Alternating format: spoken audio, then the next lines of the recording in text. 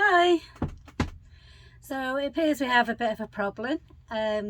We noticed on our way here that we kept getting low on water. We did think it was mainly due to the distances that we was travelling and the heat. We was doing roughly 5-6 hour journeys and it's been at 30 odd degrees, so we thought that that's why we had to keep topping the water up in Gilder. However, as we was coming to this campsite, we was going up a very steep mountain, and steam started coming out through the dash into the cab area and also from under the bonnet. It was nowhere for us to pull over, so we had to keep going for a while. Eventually we was able to pull over and check, and we were completely empty of water. We must have put about 8 litres of water in. And then we carried on to this campsite, which was about another 10k from where we were when we topped up. We topped up again while we'd been here.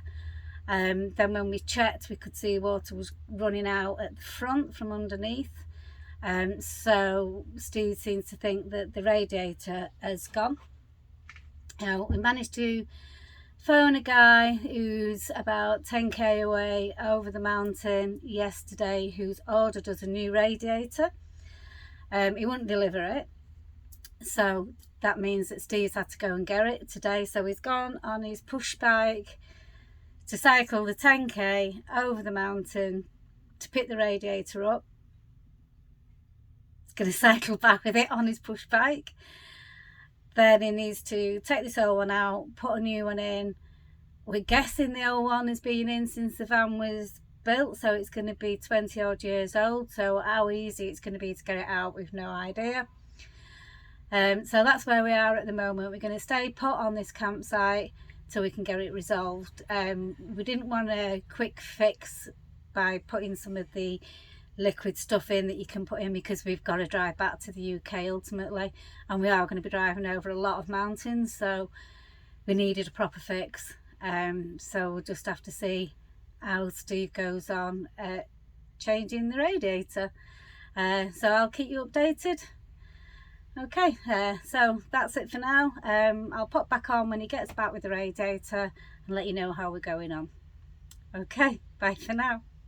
And here he is, Steve on his bike and the radiator. Let's get the first reactions live. How did it go? Hard work. Hard work. A couple of big hills. Not too bad when I wasn't carrying that box.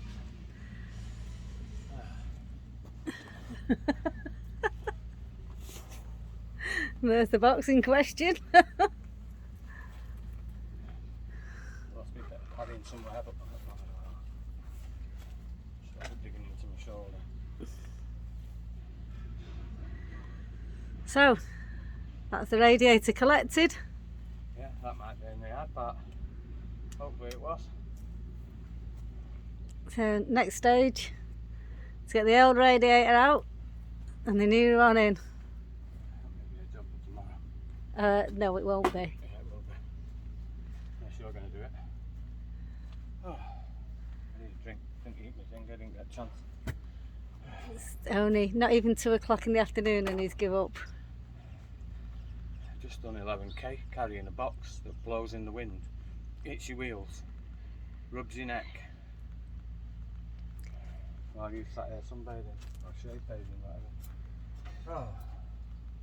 And then you want me to lie under the van in this heat and take it to bits. Well, you can have half an hour's rest. Oh, thanks. That, Might do WD it. that's how you check your fitness level, is how quick you recover. Yeah, no, it ain't going to be quick. Does that mean you're not very fit? I'm fit enough to do what I just did. Up and down a couple of very steep hills. I have found the best way out of there though. And a nice campsite. Right, so we'll get back to you when we get to actually start the disassembling and assembling. Over for now. Right, so we're getting all set up, ready to do the big radiator operation. So these are the tools that we think we're going to need. And here's Gilder getting all prepped, ready to go. So do you envisage any issues? Yeah, always. So what do you think? Don't know what they are yet. What do you think would be the main issue? Undoing things, getting things that haven't been undone for 25 years. And that, snapping them and things. how confident that you're going to do it without having to get a mobile mechanic out? Well, I won't have to get a mobile out. No need for that. What's your estimated time to do it in? How many hours or minutes? I don't know, 4 hours. We had nice weather. We can get it off. The hardest part is getting it off. It could take 3 hours to get off and an hour to put on. Because everything will be loose then, you know what I mean?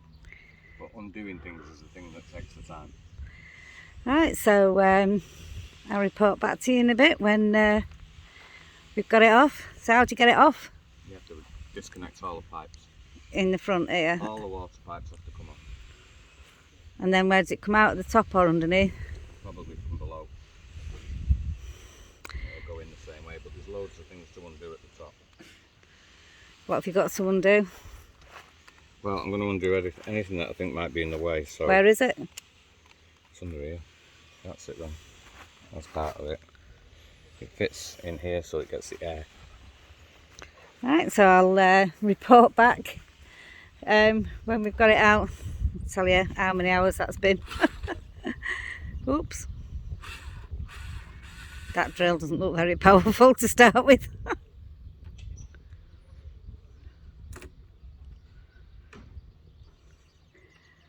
Okay, be back soon. Hi Steve.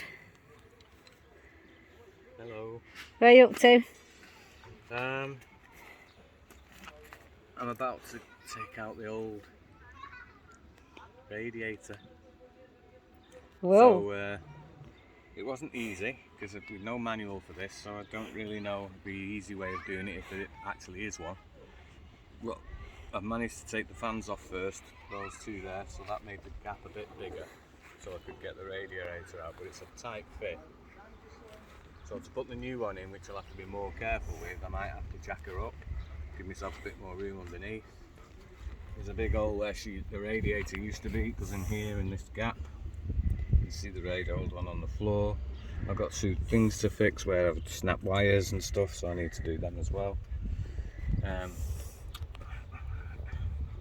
And then I just need to drag this out, get the sensor off it. It wasn't easy to get out. And putting the new one in will be a lot harder because Here it comes. I'll have to worry about damaging that one, whereas this one is already knackered. So can we see the hole?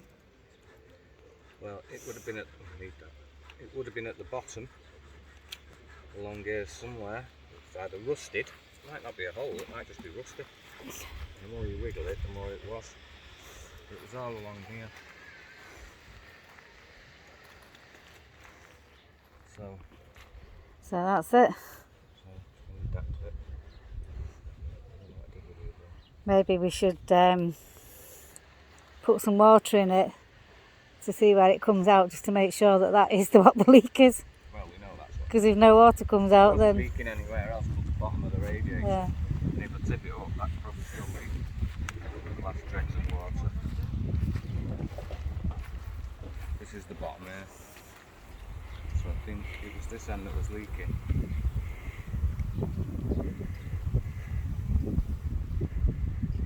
It's been draining for a couple of days now. It kept leaking every time I moved it. it's a bit windy out, so I don't know if you can hear us. Need to take this off, put it on the new one. Alright. So the new one doesn't come with one of them. No. And what's that called? It tells you what the type of water temperature is. It's like it lights up on the dash. So I've got to get the new one out. What a place to do it. This is the site and there's the sea. The only thing is it's tempting to leave it and go and jump in the sea. Yeah, very tempting. I don't think anyone would be very happy with my going in the sea with these hands. So what have we been now? 4 hours? Yeah. 4 hours to get it off.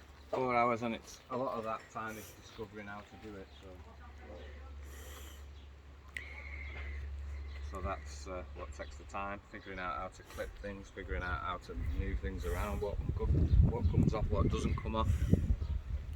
So it's off. Not too much damage to anything else. Loose wire that I need to fix, but other than that, not too bad. Might need a few bits off this. These rubbers. Don't think the new one comes with them. Comes with a post, but not rubbers.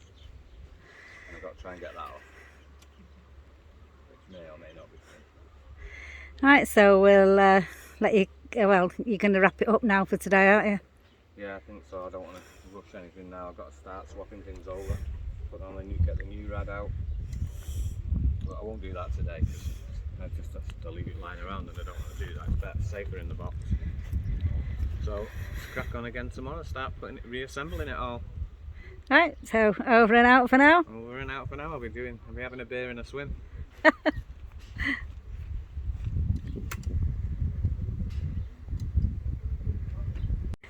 Right, Steve, how are we getting on?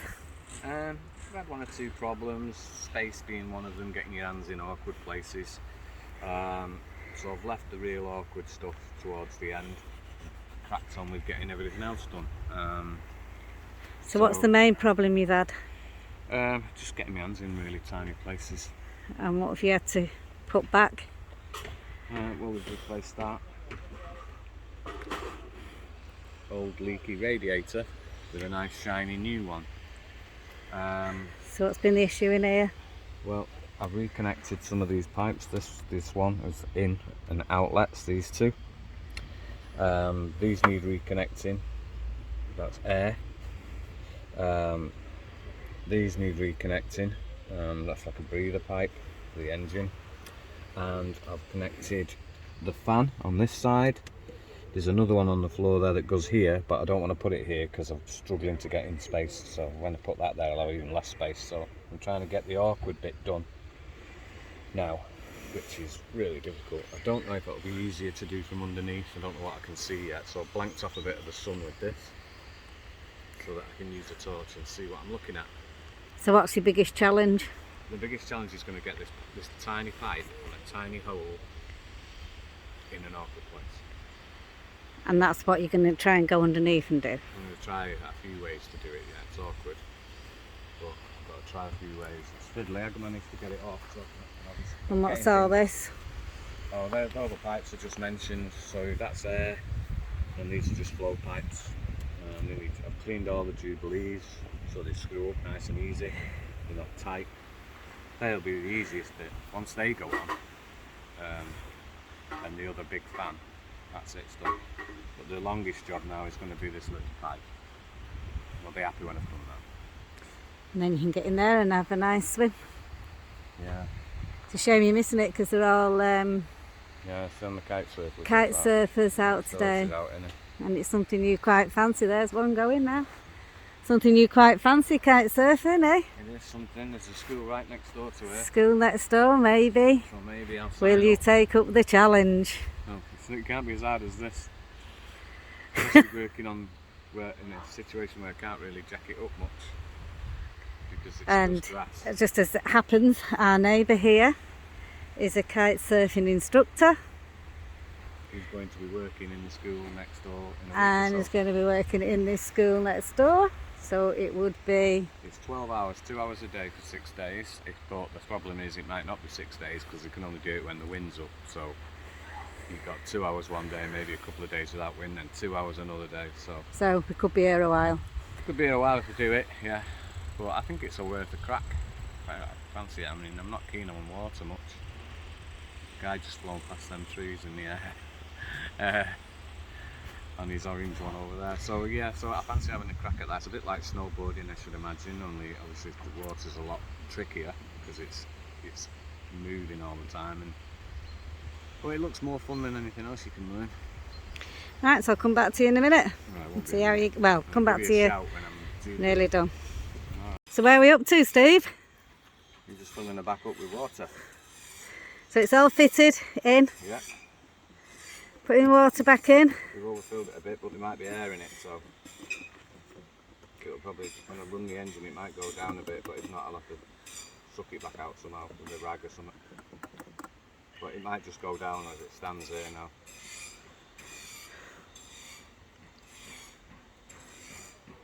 So we'll have to leave it, let it stand, go for a bit of a bike ride.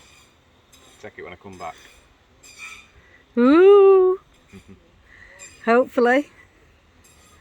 It's hard to see the water level, but I can tell with my fingers. Ah. So I don't know what we can do now. We've got another issue. We've overfilled it, so. Well, it might not be. When I run the engine, it'll pump it round and get rid of the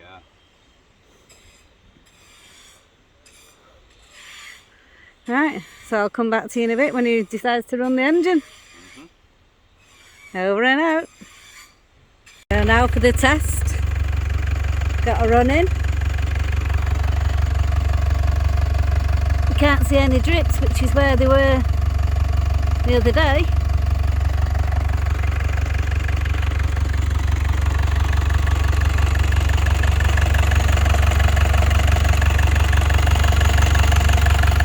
Looking good.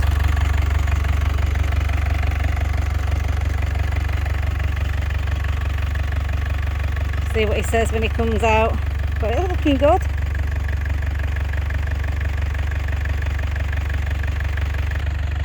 How do you reckon that's fixed it?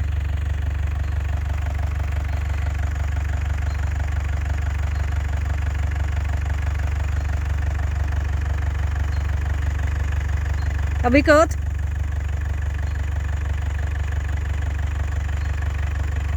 Are we good? Just waiting to see if it sucks in any water and lets any air out.